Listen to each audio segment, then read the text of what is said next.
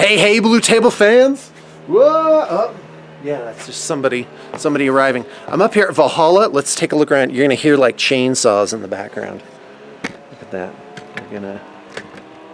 They're doing something over there. Isn't this gorgeous? This is ridiculous. Now, it might seem like I'm plugging Valhalla, like, oh, come to Valhalla, blah, you know. But that's not the case, because Valhalla has a max occupancy, as far as I know. I'm just giving you the best information I have. Oh, now my face. Who wants to see all that beautiful scenery when you can see this? It's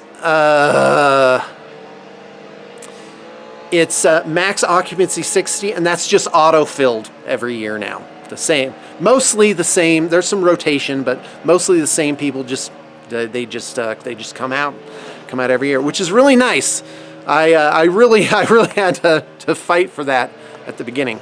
So I thought some people might be interested in a short history of the event. And first off, there's a distinction.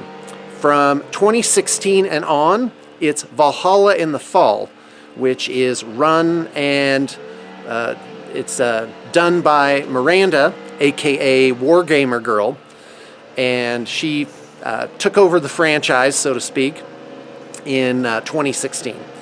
The saga begins, though, in the year 2010 at Adepticon, where I was seeing a father and his son at a doubles tournament, and they were not having such a great time because of some elements of the environment. And that's all I'm going to say about that. And I wanted to sit down and talk to these other captains of industry, captains of nerdistry, and yes, the beautiful chorus of chainsaws brings me back to my youth in Oregon. Anyway, but nobody had any time. They were all running their booths. I had my crew there, and it was really great because of the momentum of it. Like, so many people, thousands of people, and so much to see and do. But at the same time, I thought, I wonder if we could do something different. And that's when I hit on the idea of doing a smaller convention, having out few people who would come out to be with some of these names in the industry, and who would be able to have a richer experience because it was smaller. And so our first Valhalla was in Thistle in Utah, which is a town, I think, of 6 people, and it was out there. And we had actually been looking at properties and found this James Bondian mansion that had been built by this plastic surgeon. And it was great. It was really an amazing place. But I only sold 2.5 tickets. Like, I believed in this, and I was going to do it.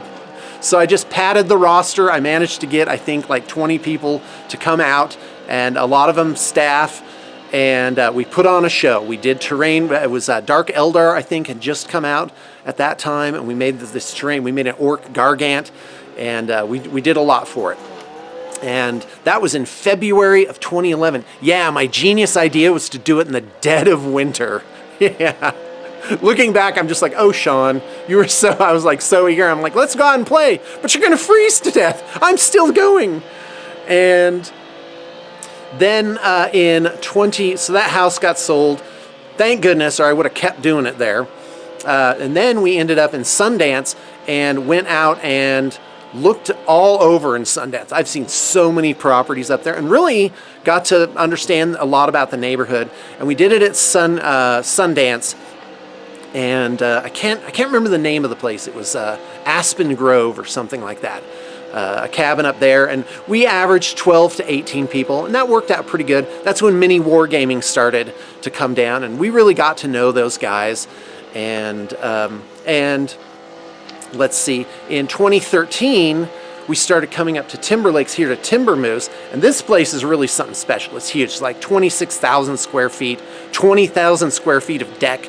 I mean, it's crazy up here. You could easily have 200 people up here, and they would all just be lost. They would be absorbed into this place. Maybe 300 would be feel like a crowd here. And with what I understand, I'm not sure, but I think they've capped it out at 60. 60 people just it just seems like not many people are here, even with 60. And but that's good because that gives people space to spread out. Anyway, 2013, 2014. I guess we were only up here a couple of years, and only had maybe two or three Valhallas up here. And then 2015 wasn't an awesome year for me personally, and so I didn't feel like doing it. But I had just met Luli, my now wife, and we went to go visit family of hers in New Mexico. Of course, now I realize that was the meet the family, and so I went down there. And who lives in New Mexico? Wargamer Girl lives in New Mexico, and she had been a guest to our events as an attraction, like a name in the industry, and people would come out and they'd have a better experience for her being there.